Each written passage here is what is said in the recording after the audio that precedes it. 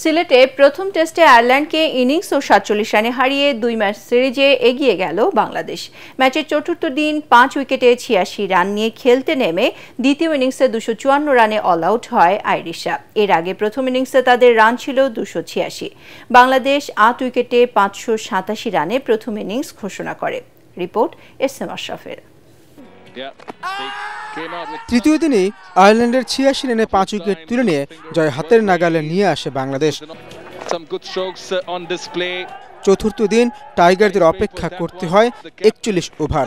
অবশেষে ম্যাকার থেকে ফিরিয়ে শেষ হাসি স্বাগতিকদের। দিনের প্রথম উইকেটটিও তাইজুলের। দলীয় ১১৬তে হ্যামফ্রিজকে ফিরিয়ে জয়ের পথ সুগম করেন বাংলাদেশের এই স্পিনার। এরপর সপ্তম উইকেটে ৬৬ রানের জুটিতে প্রতিরোধ অতিথিদের। অধিনায়ক বালবার্নিকে ১৮২তে আউট করে সেই প্রতিরোধ ভাঙেন হাসান মুরাদ।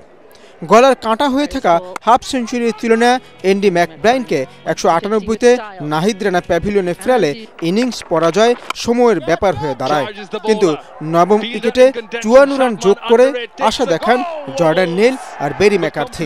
অবশেষে নাহিদের ঘূর্ণিতে ব্যক্তিগত ৩৬-এ আউট হন নেইল। এরপর মাত্র ২ রান যোগ করেই গুটিয়ে যায় সফরকারীদের ইনিংস।